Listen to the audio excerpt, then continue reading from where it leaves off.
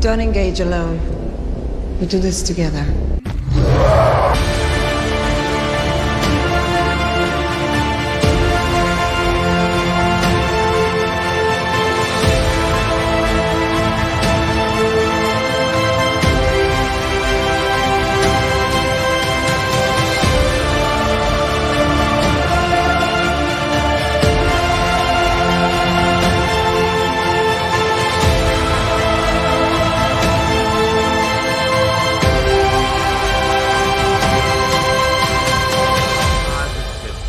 Yeah, We got it! We got it! New 52 book. somebody clip this one. Welcome to Comics League Movie Night. I'm Jared, and we are talking about The Wolverine. And I'm here with Jay Heat Blaze. What's up, brother? Flame on. How's everybody doing tonight? Yes, I know. Quick plug to my channel. The Mass Effect playthrough came in late today. I had technical difficulties with my computer, so you'll get 2 videos in one this weekend. So to accommodate. So it happens. It happens. So yeah. So we're talking about The Wolverine, which this was what I think is the best Wolverine solo movie I think that came out among the Foxverse. And I mean, yeah, you do have Logan, but still, when you look at this one, because Logan is pretty a send off for the most part. It's a send off. This is an actual Wolverine movie, and the thing is, what's really humorous is that this movie kind of creates a lot of continuity issues that we'll talk about as we get through the movie. But first, let's just go over like our general thoughts on the movie. So let's start with you, Jay. As for me, my general thoughts of the movie. Silver Sam, this was pretty decent for the most part. I don't really see any real problems with it unless you're as a standalone. If you're going into the whole continuity, how this fits with like X-Men, Last Stand, or X-Men 2, again, it's because Wolverine, Hugh Jackman, I'm just going to say the quiet part out loud. Hugh Jackman's Logan was the only character you could consistently market with the Foxverse consistently, regardless of actors, regardless of contracts, and it's Wolverine, one of the biggest IPs outside of the MCU to begin with. So I'm not saying his IP is as strong as Batman's, but Wolverine is pretty up there. But even with that, the Wolverine works great as a standalone. In terms of the wider Fox films, it's a bit of a convoluted mess. But hey, that's just my opinion. Yeah, in terms of, for me, it's one of those movies where I think it's a fun movie for sure. Now, the continuity issues my issue here is like the Silver Samurai being like a transformer is an issue because I'm like, I don't really like that. I mean, come on, guys. He doesn't need to be like an Iron Man suit. And I get it because Iron Man was big at the time. So they wanted to like have Iron Man to like have their version of Iron Man. But still, it's like, it's odd. Let me put it that way. It's an odd creative choice. I agree. The Silver Samurai didn't need to be CGI, like this big third act CGI battle. You really could have gone practical. Now, with the vibranium stuff, adamantium, excuse me. Mm-hmm. But that you probably could have worked in CGI. But yeah, the Silver Samurai design should have been practical, or at least semi-practical. I will agree to that. I will openly admit to that. Because I get that like the dude is like an old dude that doesn't have like armor or like power or like he's an old dude that like can't exactly fight Wolverine, but there are ways you could get around that very easily. Have him be more of a shadow or a mastermind, and then have his son or his nephew don the Silver Samurai persona.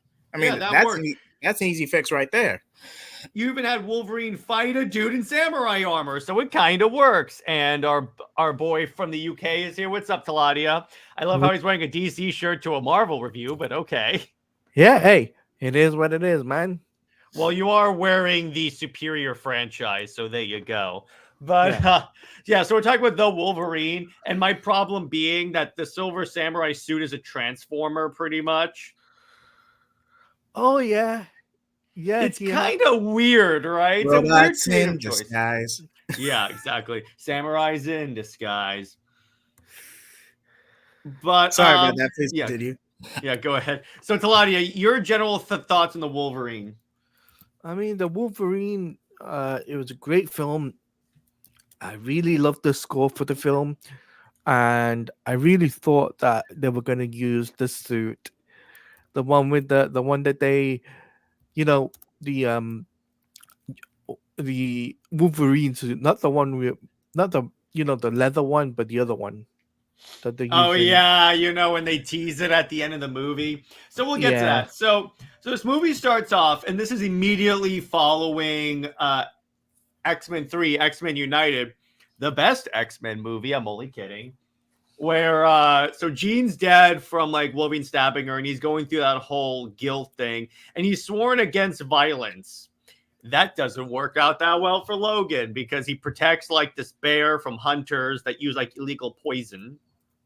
And so he kills them, and he's and then we have Yukio, who apparently is the same character from Deadpool, but obviously not like the same continuity, which is kind of weird when you think about it.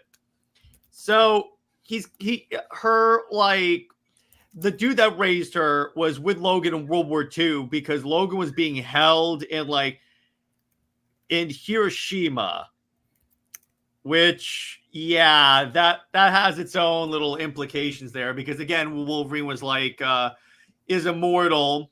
Actually, it was Nagasaki where he was, and so he saves him. And one of the coolest scenes in the movie is when Logan shields the dude from a nuclear blast, and you see him. He's like all burnt and charred up, and then you see him like heal, and he's like holding on to the sides of the little silo that he's in as he heals. Now, the interesting thing about it that I kind of got a little BS on is so how long were they stuck down there in that silo? Because I'm pretty sure radiation lasts a while. I'll go Depends. first. It depends because he wasn't really at ground zero when the atomic bomb. Spoilers for this 15-year-old movie. When the atomic bomb hit, he was kind of squalid in a bunker, like right at the edge of town. So the radiation point, it was kind of as the blast was expanding. But even if you factor, especially if you factor Logan's healing factor, it's still survivable. But any radiation poisoning, I mean, Logan would have been able to heal from it for the most part. But to be potent enough to where he could shield someone else from any complications, I mean, come on, that's a bit of a stretch. But Go on. But what I'm talking about is like how long were they down there because they couldn't exactly get up to get food all the time. I mean, maybe Logan could. They waited a few days for they probably waited a decent amount of time. I mean, I guess Logan pretty much got them supplies because all he had to do was use his. Did he have his adamantium claws by this point? No, he had No, bone claws. no. You see it. Which, by the way, those are really strong bone claws to be able to hold him up when he's like hovering in the little silo. Yeah, but question is healing factor because, like, I know in X-Men Origins, right? Wolverine, Better force. right? That had a healing factor when he had the adamantium, right, into him. But in this film, it's like he had the healing factor already. And He did. He was born with the healing factor already. That was a part of his original mutation. The adamantium was infused into him, I believe, in the Foxverse in the late 90s, right at 2000, like just before the events of X-Men 1. Yeah, exactly. So what happened is that his original mutation was the healing factor. That's why he's lived since like the 1700s to now, 1800s, somewhere in there. And he had the bone claws. We see it's in X-Men Origins Wolverine. And then later he gets like the adamantium all over him. So that's that. So he shows up, and I love where like he's all grungy and stuff. So they're like, okay, so they're gonna clean you up, and he's like, he's being like attacked with like loofahs, and he goes, no, I can wash that part myself. And then he shows up, he's like as regular Logan, and she goes, oh, you look nice. He goes, I feel violated. Hey, what's up, hey, what's up, Nick? The Wolverine. Yeah, I love that. So we were just talking about the scene where he gets washed up and he walks out and he goes, I feel violated. Who knew that Wolverine's ultimate nemesis would be little old Japanese ladies?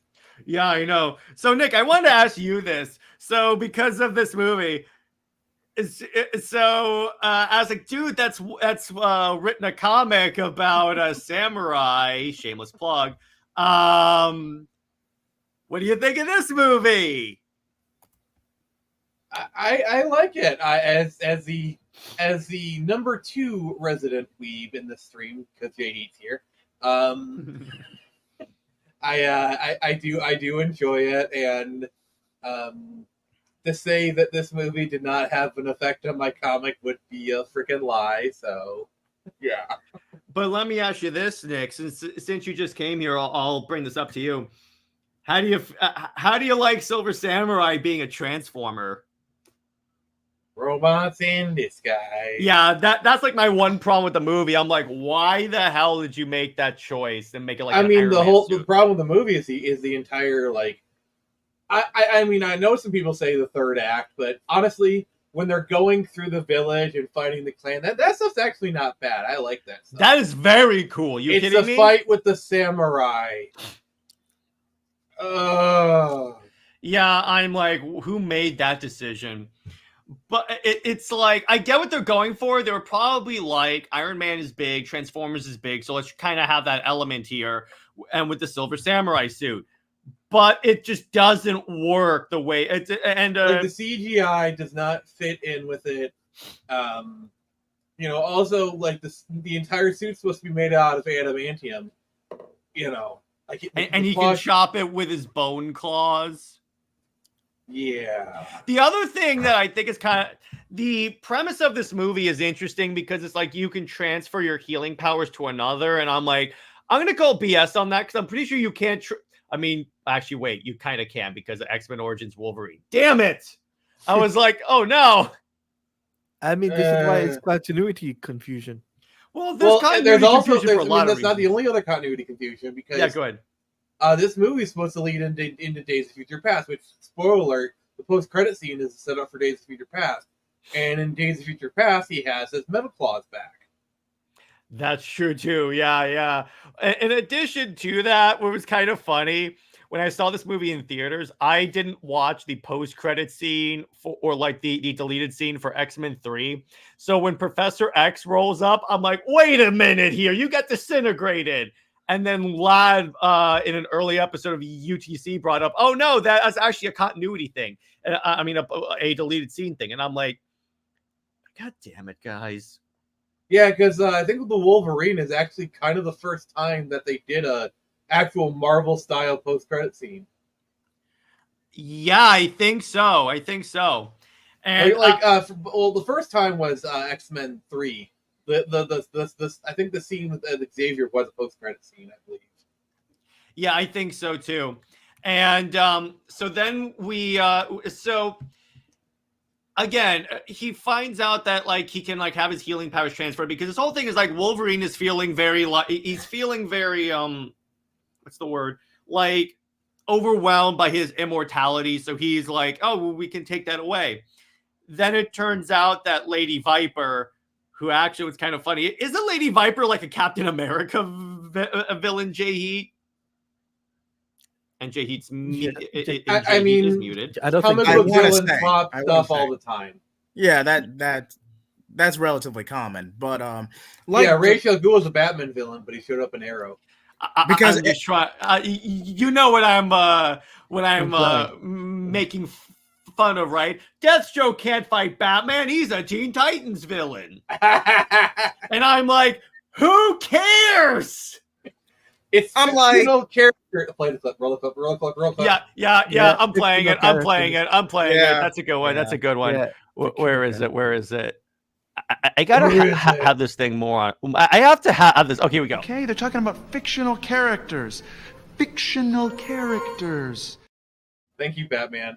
Thank you. Yes, exactly. But I'm just like, you realize if you're really reading comics like you claim you are, the villains fight different good guys literally all the time.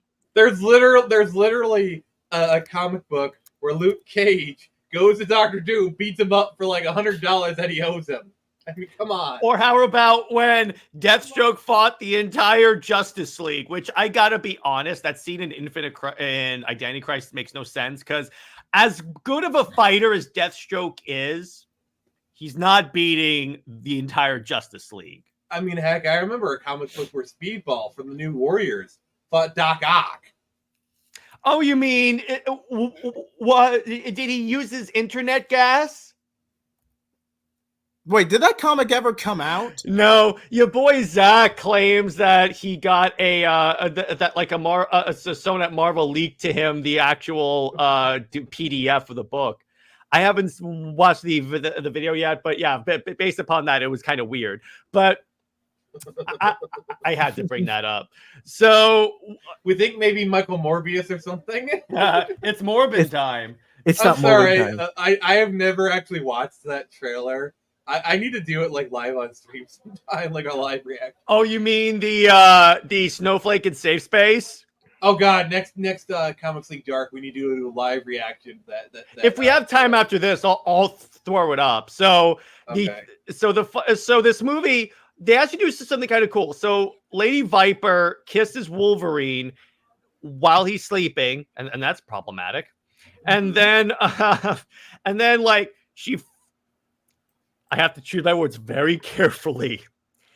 She forces a robot down his throat. And, oh God! That suppresses his, I have to choose this very carefully. That suppresses his healing ability. So he still kind of has it, but it's like extremely weak. It's like there's a scene later he gets shot and it just doesn't heal.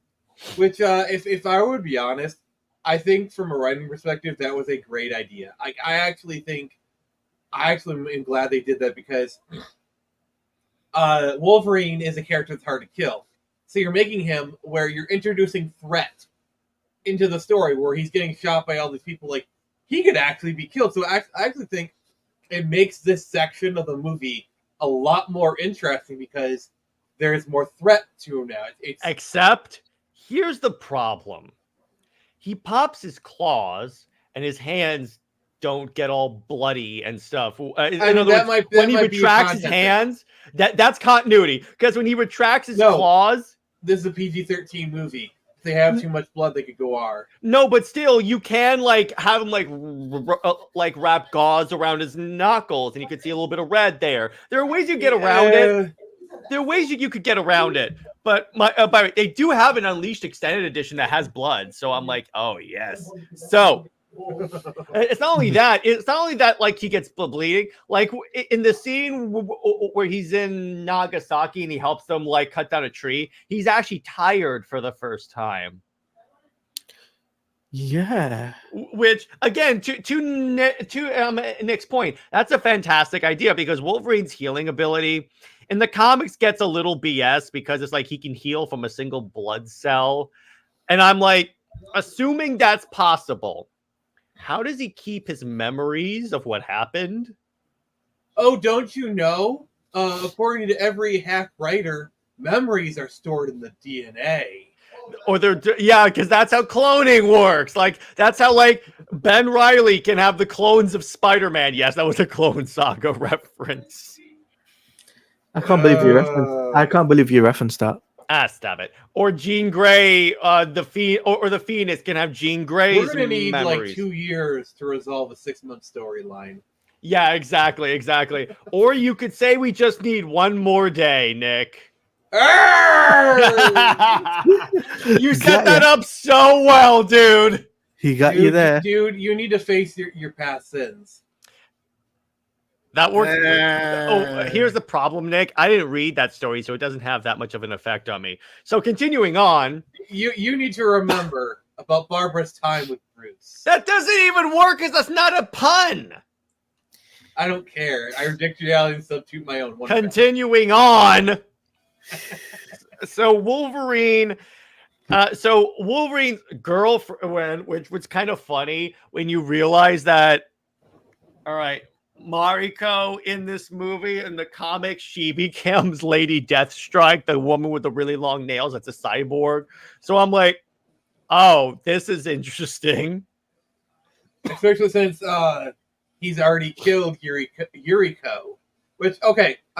I I've been holding on to this rant for a while. You ever notice in X2 they never actually name her in the movie? There's like one line where it says, "Oh, this is my assistant Yuriko." That is the only closest thing she gets to a name. Sorry, I've been holding that one. Yeah, exactly. See, that's kind of a wasted opportunity for me because you have Logan going to Japan, self-loathing, and then over one lost love, and then you have the other. And I'm not saying you couldn't have. Now, correct me if I'm wrong. I'm pretty sure you're, at least in the context of the movie, Wolverine's ex was Yuriko's sister in the context of the movie, because I know they were acquainted in the comics. But did Yuriko have a sister in the comics, or was she just? I can't remember. I can't remember if she had a sister, but I don't think so. But what's also kind of weird, by the way, they did name her Deathstrike in the tie-in game. That doesn't make sense because it's a sequel to X2, but she's alive. And in X2, she gets filled up with adamantium, so that doesn't work. So I love one of my favorite lines in this movie is coming up. So Mariko is kidnapped by the Silver Samurai's people. And Wolverine goes to her fiance, who's like the head of the cops, because he figured he could help me out. So the cop guy is like cheating on Mariko with two American women. I like how Logan just stands there, and then it takes like the woman to like watch him, to like notice him before she starts screaming.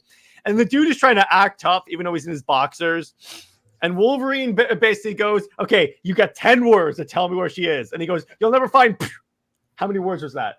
9. Okay, you got 1 word. 1 word. And yeah, go ahead. Can I do the next part? Because I love this part. Okay, so let me establish it. So the dude basically says where it is. Hey, what's up, Tevia? The dude tells Wolverine where Mariko is being held. Okay. And then go ahead. Go ahead. And then he throws him out the window, and he lands in the pool, and the girl says, How did you know there was a pool there? He's like, there was a pool? No, he's like, I didn't. I love that scene. Like this is like I'm sorry. I think the reason why this movie actually has any love is because you actually get badass Wolverine in his truest form. Well, because, and I said that this is the best Wolverine solo film. I don't count Logan because that's just Logan. That's like a send-off movie. It's an actual Wolverine movie, which, yeah, I really dug that. Hunter asked, why don't you play the X-Men movie game from PS2? Well, I don't have a PS2, so I kind of can't do that. I could emulate it. Emulating, yeah. That actually would be a cool game to play on your game streams. If I'm going to emulate a Wolverine game, I'm going to Origins Wolverine for the PS3. Do that. So he shows up. So, well, first they go back to like the little house from the beginning of the movie, and Wolverine gets on this X-ray thing, and that's where he sees like the thing attached to his heart. And I'm like, well, that's complicated. Did we just completely skip over the train sequence? Yeah, we did. We Okay, did. you know what? Oh, yeah, God, that train sequence where he's fighting them on the bullet train. I love the scene where he's facing like where the obstacles are coming from. So he wants to trick the yakuza guy. So he jumps up, knowing the yakuza guy is going to jump. But the yakuza guy jumps as a sign comes and just smacks him away. or like even better, because But by the way, you want to talk about like inspiration for 2100 Samurai. So Jared, you know in issue 2, you know, like I have like that train fight. Yeah. And like there's that scene where Hero uses his blade to like steady himself on the train. Yeah. That is directly inspired by the scene where he's using his claws. So yeah, there's your inspiration. But my favorite scene is where he jumps from the train and hurls himself downward onto the guy. Like, this is just a great scene. I love it. That's a Wolverine. Hey, what's up, Cameron? And Cameron asks, correct me if I'm wrong, but they make it clear it takes place after The Last Stand, right? Yes. It is clearly after The Last Stand because they reference Wolverine killing Jean. Which, again, it's a great plot for the movie, how he's dealing with his guilt and all that. And then So Wolverine shows up at the big tower place, and he fights like all these. Well, actually, no, I just skipped. Oh, dude, you're skipping like literally the best scene in the parts. movie. Yeah, literally the best scene in the movie. Yeah, so dude, he gets on the X-ray bed thing and sees it's on his heart. So he's like, I'm gonna be sick. So he cuts his chest open, reaches his hand in. He's like, you don't want to watch this. And he's trying to grab it. Wait, before we do, we need to. I don't know if you're talking about this, but early on in the movie, so the lady that fetches him has the power of foresight, and she says, "Oh yeah, you die holding your heart in your hand." So we think that this is a scene where he holds the heart in his hand. What we don't realize until the next movie is he's actually talking about Laura, which was great. I love that. So it's a bit of reinterpretation. I'll be honest, but it fits perfectly. It still works. So I like how in the middle of like a fight, the X-ray gets like knocked away. So he's like, I can't see. So he's trying to reach in. They like pulls it, and then he dies essentially. And then I like how they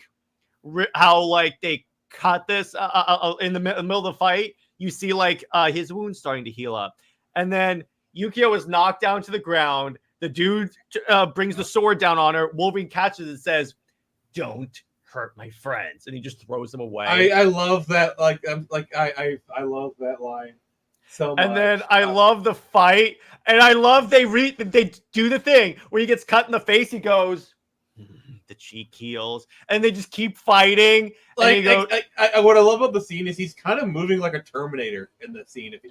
Yeah, he's just walking. It's like, I just love that. And I need to kind of highlight this scene would not be as awesome if they had not like partially taken away his healing for like half of the movie.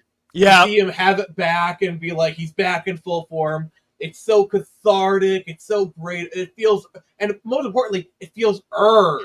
Yeah, and then I love when I love when he has at first he has a chance to kill him, and he goes, "No, you try to kill your daughter. Live with that." And the dude comes at him, stabs him through the back, through the chest, which is in the middle of his chest. So I'm like, that's going through his spine. So beyond that, so adamantium spine. Yeah, I love where he has his hand on the dude's armor and he goes, "What kind of monster are you, Nick?" The Wolverine. And he just claws out. You knew exactly what you were asking. Yeah, through the dude's neck, retracts claws, and it's done. And I'm like, that is so badass. I gotta say that whole setup line thing was a bit cheesy, but oh god, do I love it! And the best part is like even the atmosphere, because it's like raining, it's all dark, and then it's just fighting. And I think a few times Wolverine's like illuminated just by lightning. So I'm like, good. This feels like a freaking comic book right here. And the best part is the guy was legit good with a sword. If it wasn't for the healing factor, he basically won the fight like 8 different times. Yeah, like he basically bisected Wolverine at one point, but then it like healed and all that. So yeah, without the healing factor, the guy would have won, like without a doubt. Like he was better than him, but it was the healing factor, like which is kind of the entire point of the scene. Let's be honest. But I love that. Also, hats off to Yukio. Like even though she wasn't as good of a sword fighter, she still held her own for a good bit. Yeah, I know. So he leaves. So then Wolverine finds out where they're holding Mariko. He shows up and fights those ninjas, which is a great fight. I don't know what it is, but like Wolverine and ninjas go together like I know. He should become a ninja. So I mean, they stop. They like essentially knock him out with poison, and this is where the movie starts to go downhill for me. Because you see the Silver Samurai suit. And it turns out they need to go into his claws in order to take his healing factor. I'm like, just take a blood sample. It kind of doesn't work when you look at what they have to do to get his healing factor. I think what it is it's not as simple as getting his healing factor. Stealing his healing factor, it's like stealing like his life essence. It's like a meter. Going down, down, down, and then it's gone completely. It's kind of what they're trying to suck that out of them.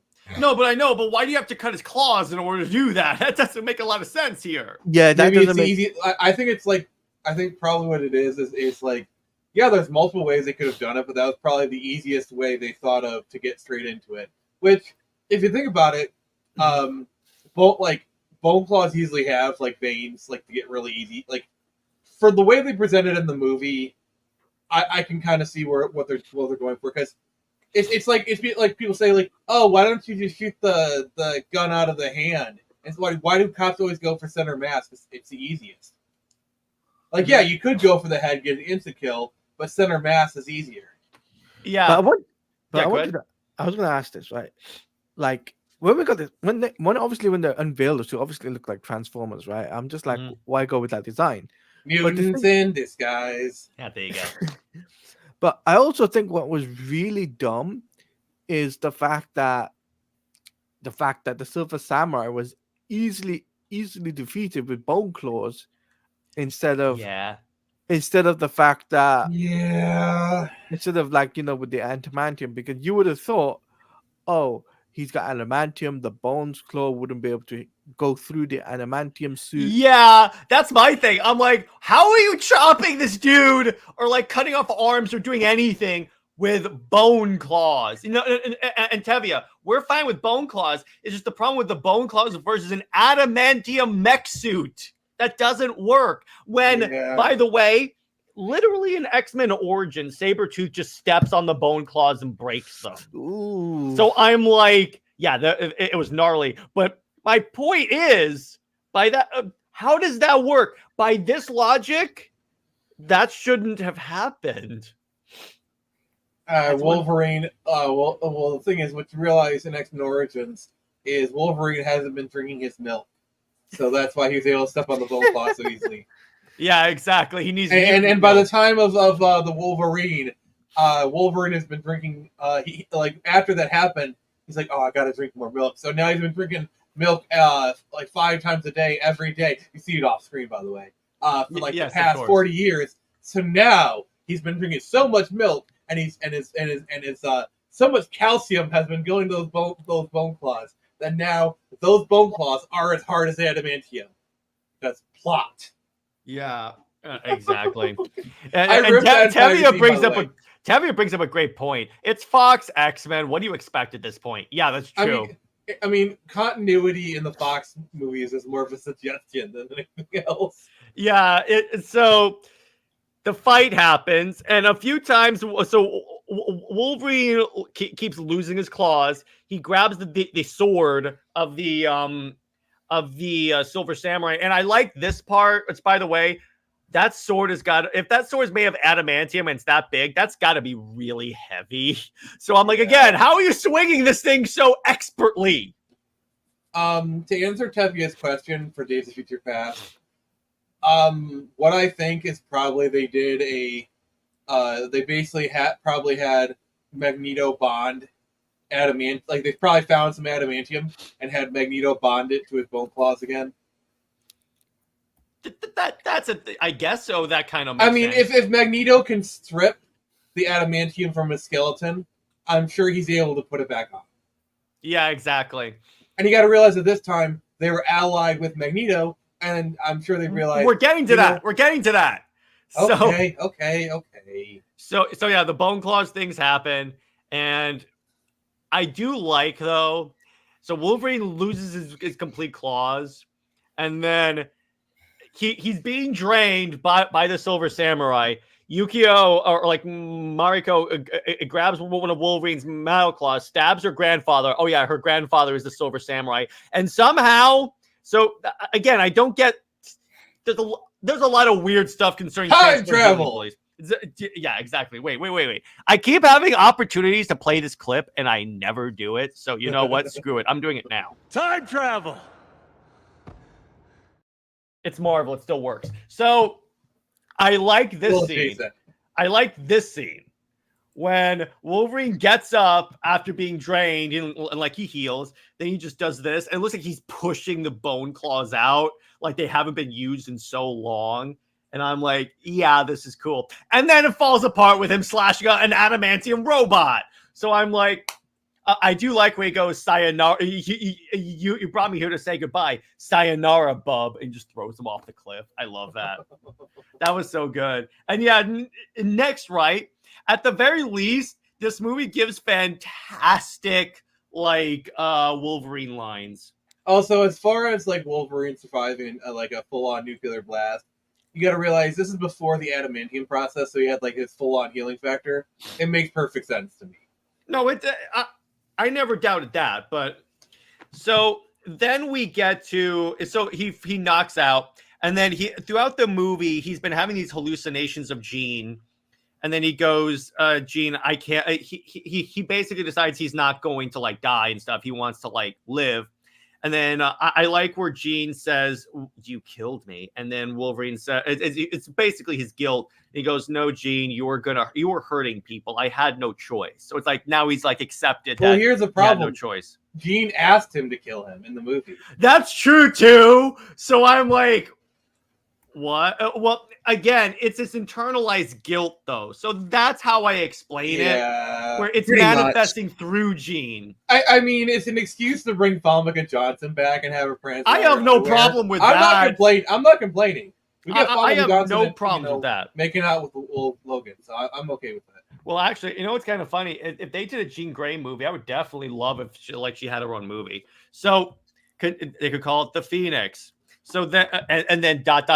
press. Only kidding. So then, I was waiting for that. Yeah. So then Wolverine shows up on the plane. So Yukio decides she's going to go with Wolverine, but back to America and be his bodyguard. In the deleted ending, she hands him a briefcase, which has his actual suit in it. Yeah. And I'm like, that was such a tease. Why didn't you use that? They kind of did in Days of Future Past, but they put like body armor on over it. Yeah, go ahead. Also, I have to shout out Deadpool Wolverine. As soon as he knocks him out, looks at her, she's like, "We've been waiting 20 years for this." Yeah, exactly. And then again, I like how long, speaking of Deadpool Wolverine, it takes for him to actually put the hood on. And he's like, "Do you save that for special occasions? Killing mostly." I'm like, yes. Perfect. It was a perfect moment to bring out the cowl. And I just love he walks out. And he's like, I love how it's an actual hood. Because again, I was concerned they were going to go a nano because they did that with Thor, Iron Man, and like also Black Panther. Let's be honest. Like we saw that there was no way that cowl was back there the entire time. Yes, I know. That's my other thing. With the ears, I'm like, wait a second here. Which, again, they basically pulled the same thing that the Flash and Captain America does. Where like they have like these hard shell cowls that like we're supposed to pretend are soft that they can just like pull on them. Well, here's the thing though. Captain America, the Captain America suit in the Avengers is the only one where it's a hood. The other ones, it's an actual helmet. Well, the Flash had the same problem. The Flash has the same problem too.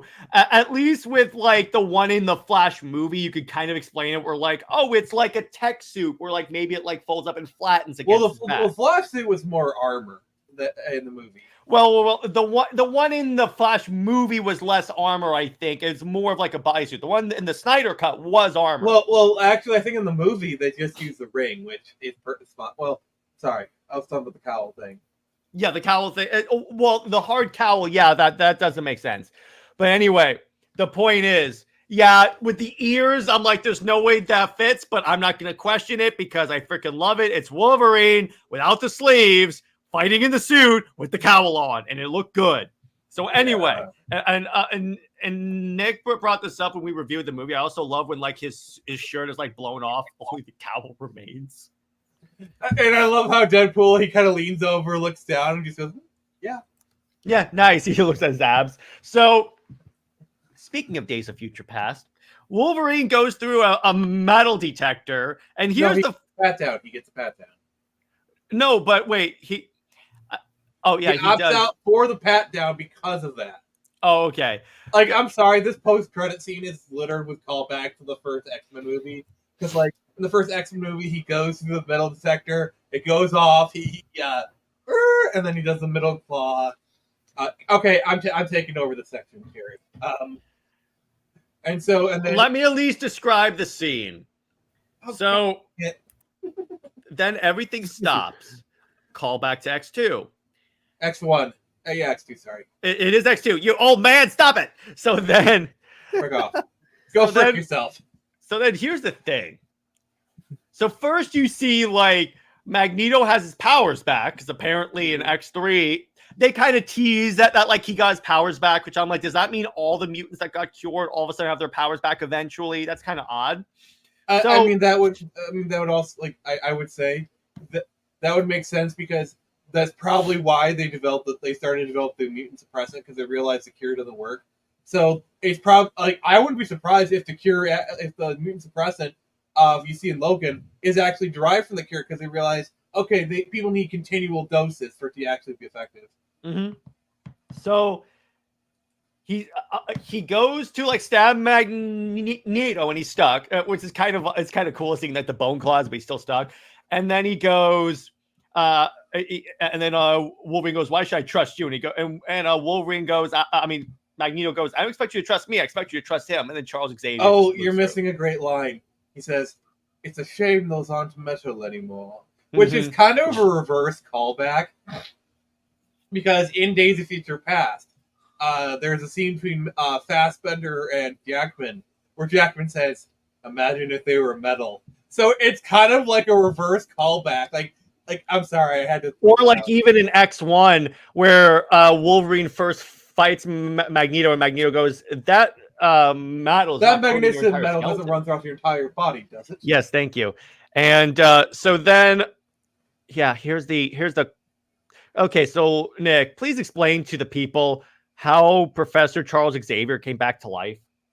So, because comics, I'm just gonna go out and say that Charles had basically, I guess, a clone or a twin brother. A brother who is essentially a vegetable. And Charles kept it alive pretty much essentially for this very reason. As a fallback plan. As a contingency plan? God dang it. Oh, God, we have to do that now.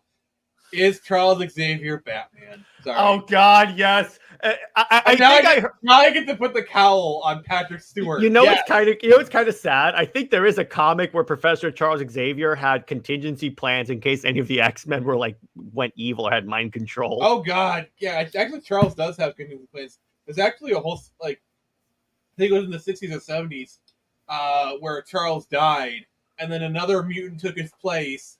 Like a mutant took his place, and then that mutant died. And then Charles like, "Oh no, I was doing something else. I was mentally preparing myself or whatever." By the way, the other thing is, so Tevia, I'm gonna explain to you the real way that Charles Xavier came back. So you see in the 90s, Superman died and was brought back to life, and that broke death in comics. So literally everyone can come back. That's how. So thanks, Matt Landis.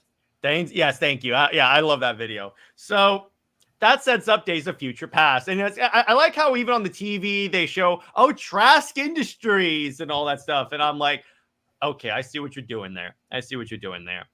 So Trask Industries. We're so technologically advanced. We can make a bald black man turn into a short white guy. Yeah, that's true because Boulevard Trask in the original movies was like a pardon. He was even a general. X3. That's X3. He was like even a general. So it wasn't like he was like even a business mogul. Fun fact: Trask actually did name drop in the second movie. Mm-hmm. Yeah, exactly. And in the bar scene with Mystique, basically there's like this debate, and it says like General Trask, and on the screen is a guy called Dr. Hank McCoy, Henry McCoy. Yeah, exactly. So that's the Wolverine, and I gotta say, pretty solid movie. This is my favorite Wolverine movie. Logan is kind of like a conclusionary movie, but this is my favorite, like actually in universe Wolverine movie besides Days of Future Past, which is clearly a Wolverine movie. I mean, and you don't like poorly made CGI claws. You don't like no. Deadpool. I'm not talking about X-Men Origins. That one has crappy claws. Which is kind of weird because I was watching a YouTube video today and they were talking about how, like, is it kind of funny how they made the claws look so good in like X-Men 1, but then when Wolverine shows but when in X-Men Origins Wolverine, they look like crap. Well, that's because in most of like X-Men 1 and 2, for a lot of the scenes they use physical claws. Like the only time the claws are CG were when he was like retracting them or putting them back in. Whenever they were fully extended, they were actually real claws. And the other thing is with having the original, with actually having actual claws, you actually gave the CGI artist a light reference for the scene, because if you have actual claws in the scene, the CGI artist can look at it and be like, okay, this is how the light reflects off of the claws in this particular scene. So when you're doing like the retraction or stuff like that, it's a lot easier. I think with I think especially the problem with like the bathroom scene, you can tell Hugh Jackman is used to the weight of like the claws on his hand, because when he's doing those fully CGI claws, the way his arms are moving, there's like he's basically acting like there's no weight to it. And I think like his acting doesn't help the scene, is because he's physically acting like there's no weight to these claws, because he's used to actually having that. Sorry. Yeah, exactly. So I was going to say this, right? Yeah, go ahead. I think the Wolverine for me is a solid film. I think if we were to look at it in this day and age, comparing it to, let's say, I would say Deadpool and Wolverine, but if you compare it to some of the other solo films that have recently come out, like let's say comparing it to the original Deadpool film, or comparing it to Man of Steel, because if you remember, the Wolverine came out in the same year as Man of Steel. Fun fact for you, Jared. Hey, there you go. Zack Snyder's the blueprint. I would disagree a little bit, because I think because if you compare any like old film to like the slop we get now, like if you compare X-Men Origins Wolverine to the Marvels, it makes Origins look like a freaking masterpiece by comparison. It looks like ZSJL. The thing about it, it's like, well, no, ZSJL is in a league of its own. You can't. There you go. But I recently rewatched Origins, and the thing about it, the story is great. It's just the other stuff around it is like complete and utter BS, except for the fact that, okay, so you have Emma Frost in this movie, and it takes place in the 90s, but in the 60s, she's older. I think it takes place like in the 70s and the 80s, actually. Okay, the point is, in the 60s, she's 30, but in this one, she's like more or less a teenager. Time travel. Yeah, I say this as an absolute win. So, all in all, how do you guys rate this movie? I'll start with Jay Heat. As for me, I rate this at like a 8. Very, very good movie. What drops it 2 points for me is the fact that the comic accurate costume ended up being a deleted scene off the cutting room floor, and the contracted or studio mandated CGI battle. I mean, I'm sorry, you really didn't need the Silver Samurai to be CGI. You could have done it practical. And it just takes you out of the movie. I'm sorry. There's no defending that. All right, Claudia. I would have to agree with Jay here. I'm on a similar level, but I would give it an 8.5 instead of an 8, because you've got the epic train scene where he jumps from one cart to the other with lunges at the enemies. I thought that was an epic scene. And I also like the fact that in this film, the one thing that they did correctly compared to some of the other older films was the fact that Logan's like, well, not origins, but like his way of things, like you got to see him go from long hair that he had to short hair, and like he had, funny thing is he had the John Byrne hair as well, like John Byrne. Yeah. It made me think that maybe I just had a thought, what if this is the Wolverine from the John Byrne era? From yeah, that would be interesting. And by the way, because you said Byrne, why did you say that name? Yeah, exactly. So continuing on. Wait, what? No, because John Byrne is the one that had Superman make out with a 14-year-old, so I have to put that in there. Oh, I have to put that in there. That? No, I have to because Taladia did because he brought up John Byrne. Well, I just talked about this. Never mind. It's But all anyways, good. It's all good, brother. 8.5 anyway for me. Mr. Phoenix. I give it probably an 8.5 out of 10. It's a good movie. The end, like the third act, the ninja stuff is fine. Still a bit of a letdown. The Silver Samurai stuff is just complete bogus. I just great movie, great character study, but it fell into the trap that a lot of movies in the 2010s did. Like the same thing happened to Wonder Woman. Great movie. Then you had like the third act CGI slop kind of stuff come in. And It's like this is a really big problem in the WB's 2010s. fault. But no, what I'm saying is the same problem was affecting both Fox and Warner Brothers in the 2010s. You had this a lot with a lot of films in the 2010s where it's like a great movie, and then you had the third act CGI fight. Like the MCU was doing that all over the place. Mm-hmm. I agree. Yeah, so With me, I give this probably like 8 out of 10 because the action is dope as hell. I like how they use they got like basically around the whole like they have to keep it PG-13, but they don't want to like show blood, but they still want Wolverine. And except for like those like continuity things that I brought up and the bogus end battle, it's a pretty solid movie. So before we log off, I promised at the beginning of the stream, I'm going to get Nick's live reaction right now to the new Warriors trailer. And by the way, we are going to share it and react to it together. wait. Before we do that, we're really doing this? Yeah? Jared, before we do that, can we talk about the thing in the private chat? Like, We'll do that after this. okay, cool. All right, here we go. Let's do this. All right. And Nick, confirm you have not watched this before. I've seen clips of it, but I have not seen the full thing. All right. And Tavia, we're going to react to the new Warriors trailer of the comic that never came out. Let's go. Hold on. Before we start, pause it. If any of us can go with the whole reaction without laughing or cringing at all. Nope. We're not doing any of those challenges because we're all going to lose, dude. Exactly. So Nope. I lose. You're all right. Yeah. Cool. All right. Yeah, we're not doing that. Sorry, dudes. 3, 2, 1, cringe.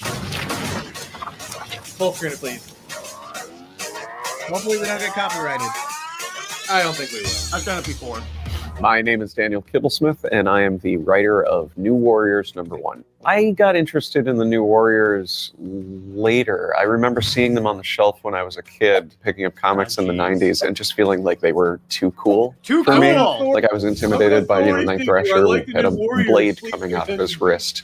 Nova was really buff. They were all the edgy characters for the 90s, as the cover said. New Warriors, I thought, were really interesting characters because they occupy this really cool space. They're forever young, but they've now been around for 30 years. My editors on the previous books I'd done, like Loki and Black Panther versus Deadpool, asked if I would be interested in doing a New Warriors tie-in that actually poses them as the authority figures in this conflict instead of the rebels, and I really liked the tension of that. So because the New Warriors are the authority figures in this story, they have to be mentoring new Warriors who are under 21 and subject to the All right, law. here's the thing, Nick.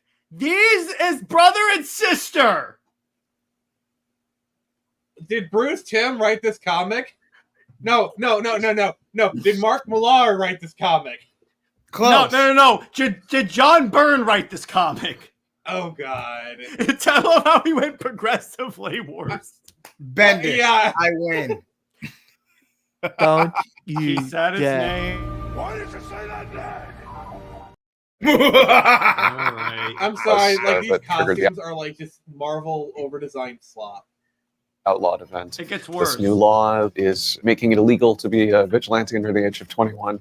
The artist on New Warriors #1 is Luciano Vecchio. He designed all of the new Warriors. I'm not a fan and of gave the them way he draws costumes faces. that felt as modern as the New Warriors costumes. Here sort we of go. feel classic and instantly familiar.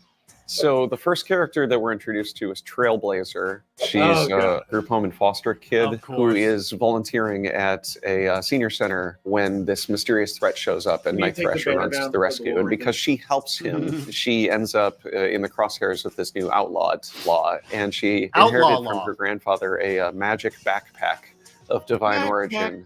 Wait. A magic backpack of divine origin. So it's the backpack of the gods.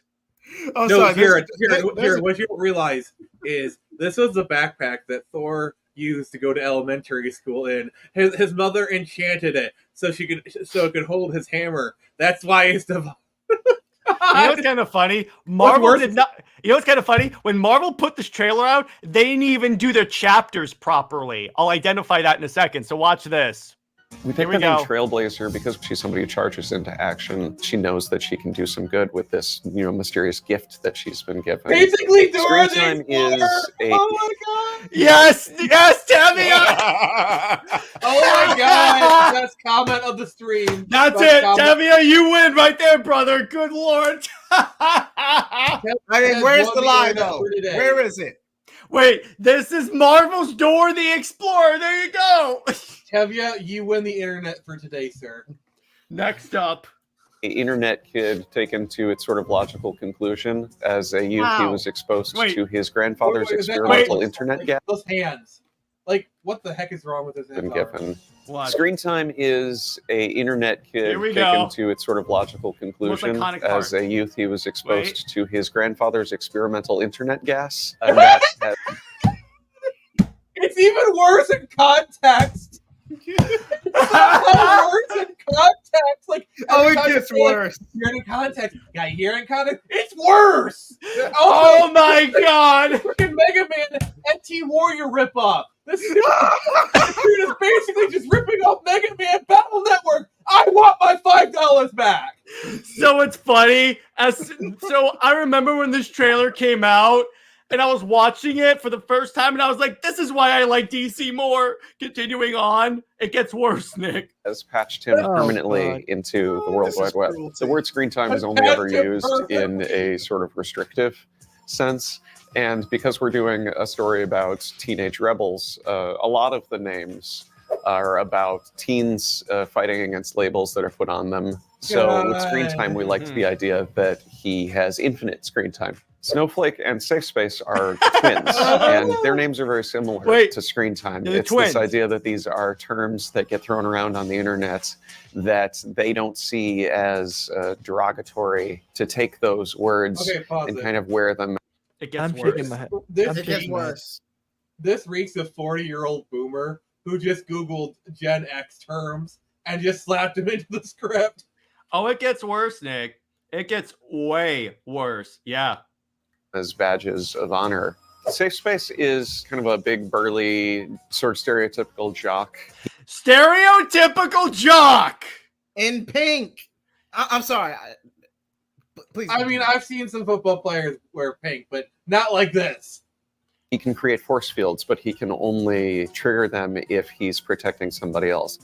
Snowflake is non-binary and goes by they, them. All right, Snowflake fine. has the Marvel power to generate individual crystallized snowflake-shaped shurikens. The connotations What? of Is the it word weird that she looks like a boy? I think that was Yeah. the point. I gotta be honest. Snowflake and Safe Space look exactly like each other in the worst way. So continuing on. snowflake in our culture right now are something fragile. And this is a character who is turning it into something sharp. Snowflake No, is the person who has the more offensive no. power. And so I'm just reacting. Oh, okay. If I may okay. speak, I just want to let this be known in the chat. There's a Bendis Wonder Twins joke in here that comes to mind, but out of decency, Why- I'm not going to say it. Why? Why do you keep saying that? I'm not playing that clip again because they don't get copyright. No, I'm struck. not trying to get you copyright. I'm just As saying. I long could as you're make not it making a Mark Millar Wonder Twin joke. Actually, too no. easy. Too Actually, easy. actually, Nick, that was not Mark Millar. That was Jeff Loeb. I know who you're Jeff talking Loeb is about, the but one who they're did too easy. Scarlet and Quicksilver. Yeah. Well, actually, here's the thing. In the Ultimates 1 and 2, Mark Millar hinted at it. Jeff Loeb did it. You son Still of a counts. biscuit. Still counts. Continuing on. Nick, are you ready for the best part? No. Safe space is the person who has the more defensive power. The idea was that they would mirror each other and complement each other. B negative is the goth kid. When he was a baby, he got a rogue life-saving blood transfusion. We assume from Michael Morbius. It's Morbid time! It's Morbid time! Wait, no. You're the creator, and you assume. Well, first off, Michael Morbius would never actually do a blood transfusion like this. You know, like it's Morbid time. Oh God! I wonder if I were writing this comic and I actually had to release it, I would make it where he's like every time that being negative like uses powers, he says it's Morbid time. No. And now he has a very similar look and very similar vampire powers. B negative also is obviously a pun. It's a blood type, which is great for a vampire character. And it's also a proud ownership of the idea of having a bad attitude. I want the people who read our New Warriors to feel all of the excitement that they felt. No, these are the New Warriors, a-hole! We want it to have big, colorful characters, personality clashes, romance, a diverse cast, which is something that the New Warriors titles have always strived to make a priority. Every New Warriors comic has always felt like a reflection of the year that it came out. And I don't think we're worried about being dated. I think we're way more interested about it being now. B negative wasn't a comic. Oh God. Okay, I just gotta say, I've heard how bad this trailer is. Watching it, it's worse. No, Nick, let's read some comments. They're too cool for me. They did a great job of fixing that problem. Don't make me come down there, you punk, Stanley. For those of you who want to know, since dislikes are removed, this is as of 2 years. Likes 6.6 thousand, dislikes 313,000. Actually, I can see likes. I have hacker powers. Send me the link to this. I'll share it. By the way, this other person has a good one. This other person has a good one. He says, "I am in actual shock, not because of this atrocity, but because he's actually proud of this." Internet gas. Shocked. Well, not that shocked. I want the people to read our New Warriors and feel the excitement they felt when they read it in the 90s. Oh God, this ratio is terrible. What? Okay. So just let you know, I have my power is hackers. I have the power of Google Food. So just let you guys know, like I have the ability. Oh crap! It showed it just a second ago. There we go. We just refresh it. It also has very cringe mute. Oh God! 340. I'm surprised it wasn't 500. Look at the likes. 7.5K.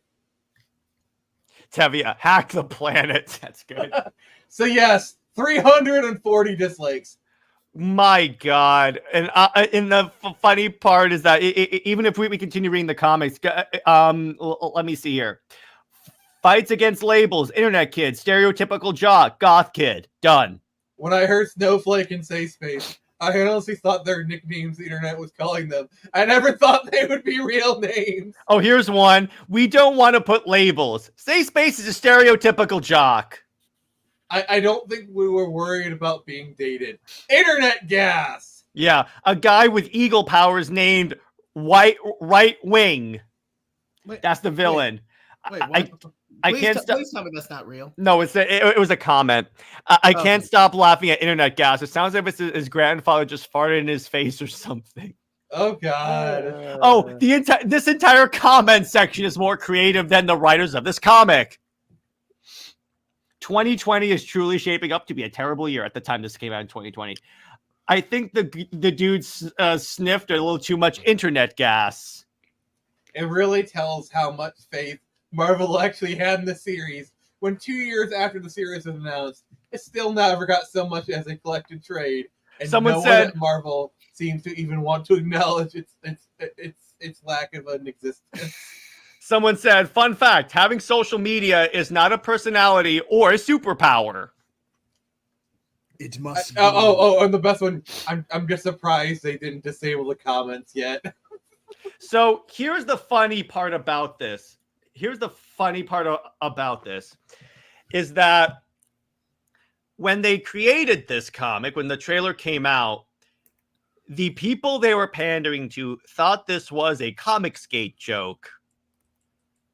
They thought it was a Comicsgate parody.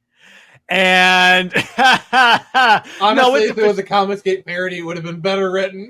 It would have been way better written than that. Yeah, exactly. And the thing is, it's like, yeah, the thing is, the joke is this guy's actually really proud of this. And I'm like, what the hell is this? I mean, the fact that he's just like talking about it earnestly just sells the whole thing. My favorite part is when he goes, I picked up the New Warriors, but I always thought they were too cool.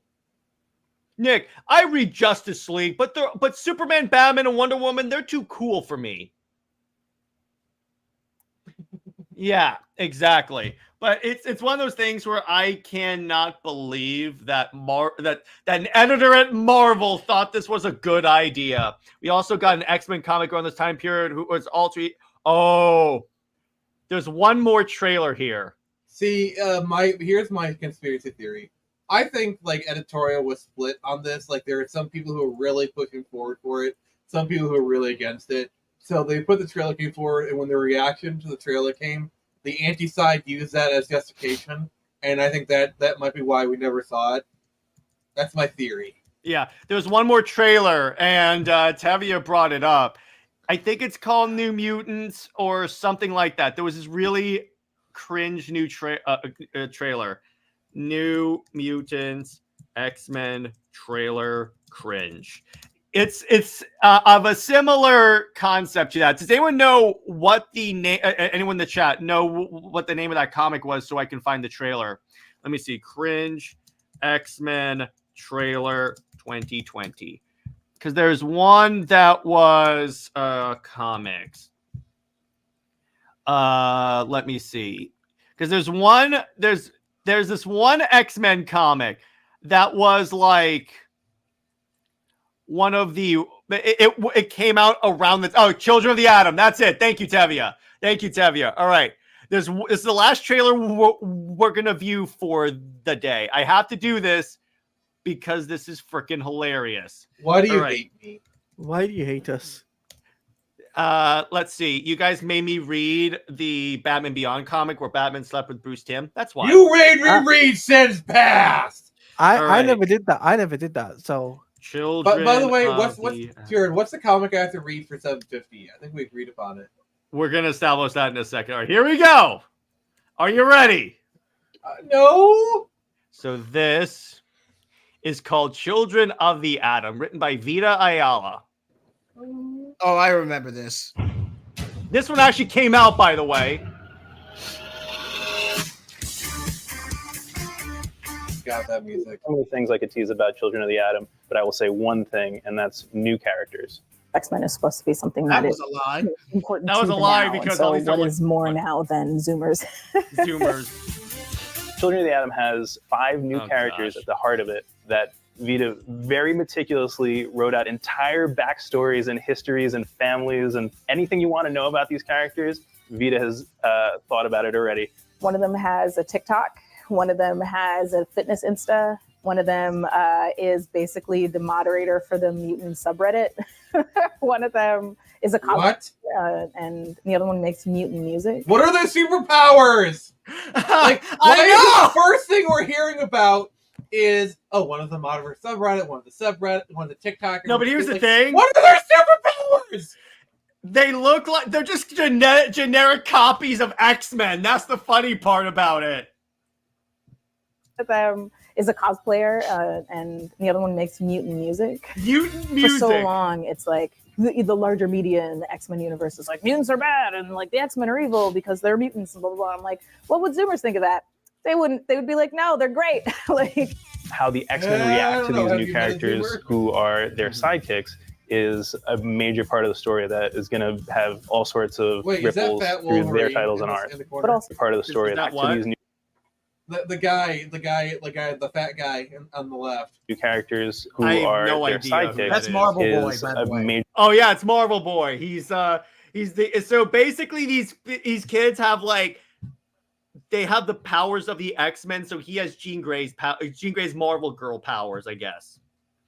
You're part of But the story he's that most is like Wolverine. Yeah, I have know. all sorts of ripples through their titles and ours. but also, it's an X-Men comic. There's going to be powers, and there's going to be punching, and there's going to be bad guys, and all that kind of stuff.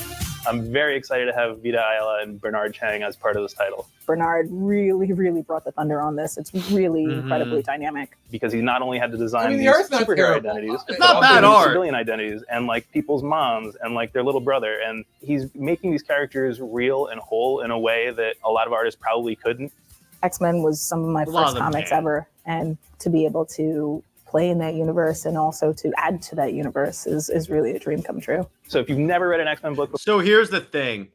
This makes sense when I tell you the following statement. Are you ready? Go on. This came out during the Cocoa age of X-Men. Now it makes sense why this stuff was approved, right? Yeah. Yeah. I mean, you got to remember, the Krakoa age is also the age that gave us soft serve. Do you guys know who soft serve is? Please tell us. I know who it is, but I want Nick to explain it.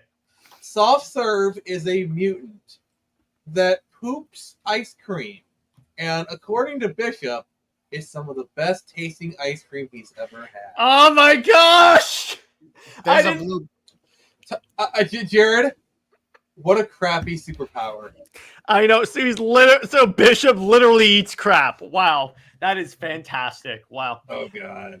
Quite a They're just they're just a bastion of creativity over there at that X-Men Wait, office, aren't they? Jahi, what was that comment, bro?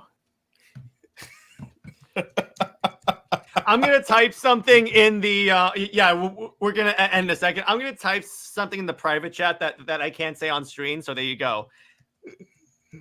Hang on. There you go.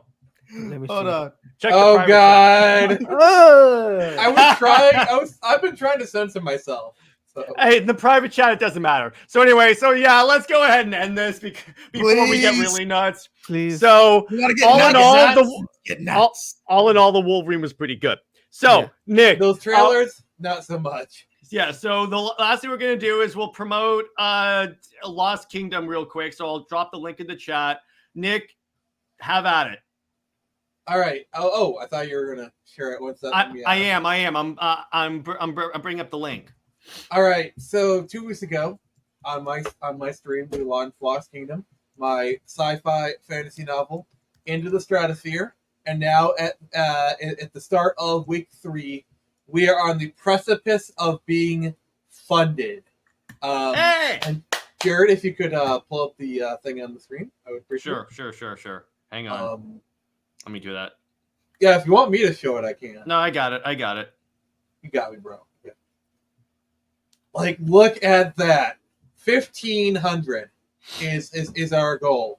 We are $74 away from being funded with literally 2 weeks to go. We got this, brothers. We got it. We are so close. Wait, when did this launch? About 2 weeks ago. Huh. Keep doing the good work, Nick. Keep doing the good work. We do have stretch goals. Like at $2,000, we have a like a bookmark. 2.5K is art prints, and then 3K we're offering a hardcover. And if you manage to get us to 3K, I'll create more stretch goals. So if you want to create more work for me, go back to the book. Yeah. So Nick, where can one find you, and what have you got coming on your channel? All right, so in less than an hour on my channel, we'll be rating some tombs on Tomb Raider 2013. We actually made really good progress last week. I don't think we'll get more than 5 episodes out of this one, but really fun. On Tuesday, we'll continue to play Pokemon Silver, Friday Night Frenzy, And Screecher's coming, Lost Kingdom's coming, lots of cool stuff down the pipe. You guys are all awesome. All right, Jay Heat. You can find me on jheat75 or jheatblaze on YouTube. This week is going to be due to technical issues. We're going to get 2 episodes of Mass Effect Mass Effect 3 parts 3 and 4. Also, my Decamo retrospective that should be coming out either tomorrow or Monday. And stay tuned for New Direction Verse. But I'm Blazing Shonen. And Blazing Shonen this week as well. But again, if y'all can we're at 267 now, almost at 270 subscribers. But if y'all can give me the 300 before the end of the year, I will review both seasons of Velma live. Oh my God! Oh, do it. So where else are you gonna be tonight, Jay Heat? Also, I am making my second appearance on the Super Wonder stream. Yes, we will be. So since Jid couldn't make it, we had to push that topic to I think it's next week. So this week we're going to do a Q&A, and then we're also going to talk about our DC hot takes. Spoiler alert: a lot of mine involve Lois Lane. So, Lois Lane. Yes. Hey, Taladia, what you got coming up, brother? So you guys can check me out on Twitter at TaladiaPlays_, and if you want to check me out on YouTube, it's at TaladiaPlays. What I got coming up on my channel is I'm going to be doing Batman Caped Crusader episode 3, the Catwoman episode live reactions with Jared. That's going to be exciting. And then next week I'm having Jared and Bianca come on again to do Snyder Fans Read Comics is Trinity War Part 2. It's going to be very exciting to discuss that, talk about the comic. And also in the pipeline, I'll be doing some collab with Jay Heat. Also, there'll be live reactions to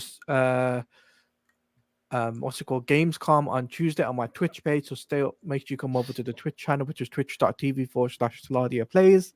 So you come over there, we can just chill and react to stuff. And what else is there? I think that's pretty much it. Oh, I might be doing a Superman and Wonder Woman series where I just talk about where we talk about the positive side of it, not the negative. We're not going to discuss the negative. We never talk about the negative. So what you're telling me, Talati, is that you won't be talking about Peter J. Tomasi. No, I won't be mentioning him. It'll be only about the positive, which is like Charles Soule, why he was the best writer for the comic, why Superman and Wonder Woman works in animation, in the Justice League action cartoon, why it kind of worked. And I'll also. I mean, if we want to talk about the best comics for Superman, we need to talk about Brian Michael Bendis. Continuing on. So as I was saying, but yeah, so essentially this is something I want to work on in the future, but I have to ask Jared before doing this. So yes, yeah, us ask permission of our king. Yes, of the Super Wonder King. That's the weird part, is that now I've heard that people consider me, Britt, and Jid like the faces of the Super Wonder fandom, and I'm like, I don't know how we feel about that. It's kind of weird, but I'm like, I've never been the face of a fandom. It's a very beautiful face, but continuing on. In terms of comics, Jared, enjoy it when you get invited onto CNN talking about Super Wonder. Jeez. Oh wow, yeah, that's gonna be interesting. I mean, yeah, just imagine like CNN, MSNBC. Lois Lane sucks. Quote me. And then literally quote you, and like just imagine the New York Times has like the headline "Lois Lane sucks." I would be like, please put that on your crawl, please. Like, so I can get my new profile picture on Facebook. Like, imagine like the the New York Times, whatever. Like they actually interview you and they quote you. You would buy their newspaper for the first time, and like I would hang that on my wall. So in terms of so obviously I said the Super Wonder episode, but next week we'll be continuing the playthrough of Arkham Knight, where I continue to be a lethal Batman because screw it. I mean, lethal to air maybe. Wait, lethal? No, that's you guys. No. Yes, because all you seem to be able to attack is air. That's you guys. That's not me. So continuing on. And by the way, when you can actually punch something in Spider-Man or actually play Sonic Adventure 2 well, then you can talk. At least I can actually like land on the ground on like. At least I can hit combos. Okay, so it's just you and me, JT. Somebody's testy. So to end the stream, in terms of like Wednesday, I still have to think about what particular I want to do. But all in all, pretty fun week of content. And by the way, so next week I will be having William from the Sci-Fi Center on to talk about comics and stuff. That's the fun stuff. I've been on his channel before. Talati and I have been on his channel before, so he's a cool dude. Hope you guys enjoyed the Sam Liu interview because obviously Sam will be coming back all the time for that. So yes. I think I would do the same. So on that, remember, Lois Lane is Lois Lane. She belongs to General Zod. Zoe is the Maxabat for life. And for the love of God, can we keep Jean either in the ground or not dead? Because it's getting really annoying. Stay heroic, everyone. Bye-bye.